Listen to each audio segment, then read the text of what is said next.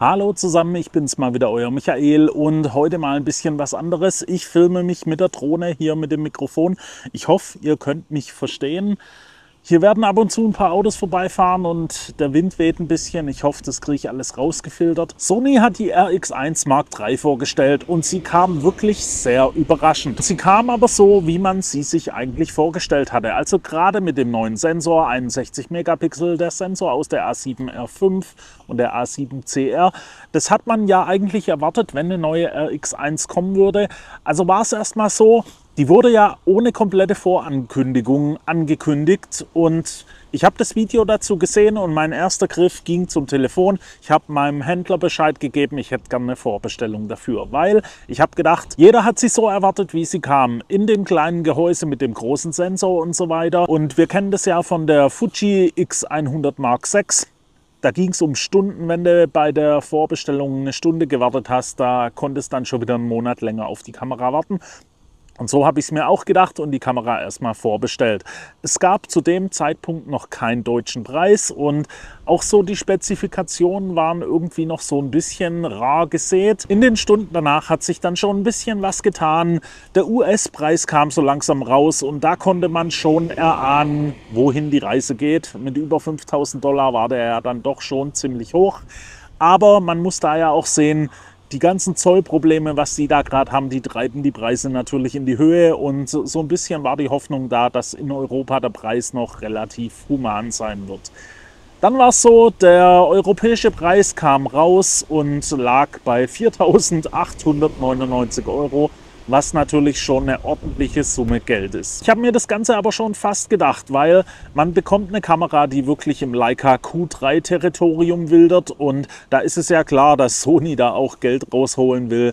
Dass der Preis natürlich so hoch ist, hätte ich nicht ganz gedacht. Ich habe so zwischen 4.000 und 4.500 Euro gerechnet, aber sagen wir mal so, wenn das Komplettpaket passt, dann sind 4.899 Euro natürlich auch angebracht. Vor allem mit dem Autofokus, der wirklich deutlich besser sein sollte, hat sie da natürlich einen Vorsprung. Das Gehäuse lassen wir mal außen vor, da ist die Q3 natürlich deutlich besser verarbeitet, aber natürlich auch sehr viel größer. Dann kamen immer mehr Details ans Licht und ich rede da nicht mal von einem nicht vorhandenen IBIS oder so, weil das war zu erwarten.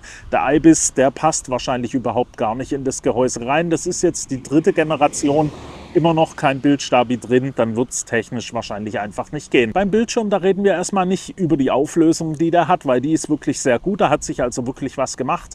Aber warum haben sie den Klappbildschirm wieder entfernt? Also bei der Mark II hatte man ja den Klappbildschirm, der ist jetzt entfallen und das ist eine Sache, die tut mir schon so ein bisschen weh. Weil ich bin ja jemand, der gern oberhalb oder unterhalb von der normalen Kopfhöhe auch mal ein Bild oder ein Video macht. Und da ist so ein Klappbildschirm natürlich von Vorteil, vor allem wenn es eben draußen ist und es spiegelt und so weiter. Das sieht man irgendwann auf einem normalen Bildschirm einfach nichts. Dafür gibt es jetzt einen fest verbauten Sucher. Das ist ja erstmal nicht so schlecht, aber da hat sich technisch einfach gar nichts getan. Das ist der Sucher von der A7CR.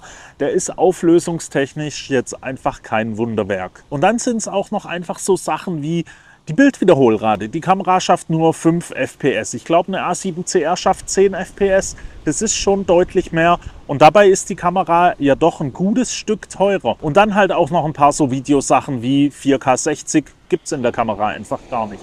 Das ist für mich ein Punkt, der tut auch richtig, richtig weh, so wie das Display, weil ich hätte die Kamera gern auch für unterwegs einfach mal genommen, um so ein paar B-Roll-Aufnahmen in 4K 60 zu machen. So eine leichte Zeitlupe, dass man da immer ein bisschen Material hat. Und auch beim Objektiv hat sich ja wirklich einfach gar nichts geändert. Klar, ihr habt den Zentralverschluss und ihr könnt da, glaube ich, mit einer 4.000stel Sekunde auch aufnehmen oder eine 2.000stel Sekunde. Das ist ja ziemlich gut, aber alles kürzer müsst ihr dann den elektronischen Verschluss nutzen. Und wir wissen ja, der 61 Megapixel Sensor, das ist eben nicht der schnellste. Und das ist dann natürlich auch ein bisschen schade, weil da bekommt man dann doch so das eine oder andere Material an Rolling Shutter mit rein. Ja, ist halt auch nicht unbedingt so der Hammer. Und dann einfach, wie zu Anfang schon gesagt, der Preis 4.899 Euro. Ich sag's mal so, wenn die Kamera diese Einschränkungen nicht hätte, dann hätte ich damit auch überhaupt gar kein Problem.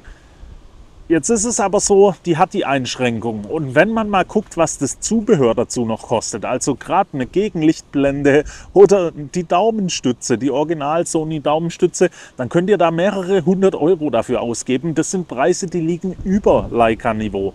Und da weiß ich nicht wirklich, was sich Sony dabei gedacht hat. Ich weiß nicht, wollen die das nicht verkaufen oder meinen sie jetzt, nur weil sie den Sensor aus einer Leica Q3 reingepackt haben, können sie jetzt auch Leica-Preise erwarten? Oder ja, Leica-Preise, ich weiß nicht. Hat es Leica-Preise verdient? Ich weiß nicht genau, was sie sich da gedacht haben. Klar, das gibt es dann auch günstiger von Drittherstellern, aber ich bin eigentlich ein Freund, ich nutze auch gern das Originalzubehör. Und da tun solche Preise dann halt wirklich schon sehr weh, vor allem wenn die Kamera eben in so einem Preisbereich für den Body schon liegt. Und ja, man hat eben den Vergleich zur Q3.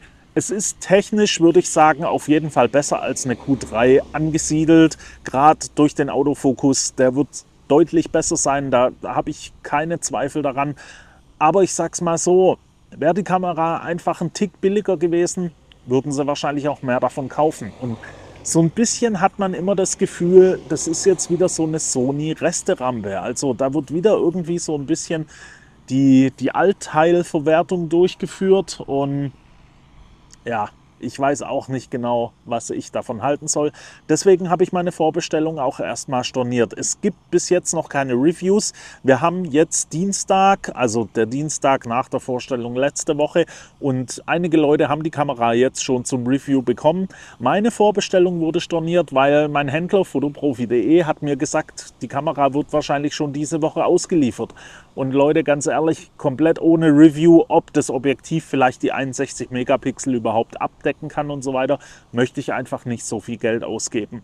Jetzt ist es so, ich gehe davon aus, die Kamera wird keinen X100 Mark VI Effekt haben und über Monate ausverkauft sein. Dafür ist sie meiner Meinung nach einfach zu teuer und hat ein paar so die technischen Einschränkungen eben. Das heißt, wenn ich mich doch dafür entscheiden sollte, kriege ich die trotzdem hoffentlich zeitnah. Gehe ich zumindest mal davon aus. Natürlich kann auch sein, dass ich mich da komplett irre. Aber wie gesagt, warten wir es einfach mal ab. Und dann habe ich mir auch noch Gedanken gemacht, ist es vielleicht nicht dann sogar schlauer, eine A7CR zu kaufen? Die Kamera hat ein Wechselbajonett, klar, die ist ein bisschen größer. Die RX1, das muss man wirklich sagen, die lebt von ihrer Größe. Die ist deutlich kleiner, kompakter und so weiter. Aber so eine A7CR, die bietet euch 4K60, ein Wechselbajonett, die hat einen IBIS, die hat eine sehr gute Akkulaufzeit und auch der Autofokus, der steht da wahrscheinlich in nichts nach und sie ist eben deutlich billiger. Wenn man die irgendwo gebraucht holt, dann liegt die bei der Hälfte vom Preis und da sind dann natürlich auch schon ein paar Objektive noch so mit drin. Natürlich, man hat immer noch das Größenthema. Trotz all der Dinge habe ich auf jeden Fall Lust auf die Kamera und ich würde sie einfach gern mal testen. Ich bin gespannt auf die ersten Reviews, was die da dann so sagen und mich würde es mal interessieren, was ihr da dazu sagt, zu der Kamera, zu der Preisgestaltung von Sony und ob ihr vielleicht überlegt, diese zu kaufen oder ob ihr sagt, alles überteuert oder ihr seid überhaupt gar kein Kompaktkamera-Fan. Ihr könnt ja mal eure Meinung in den Kommentaren dazu lassen. Das war es auch schon von mir. Like und Abo und dann sehen wir uns hoffentlich beim nächsten Mal wieder. Bis dahin wünsche ich euch eine gute Zeit. Ciao.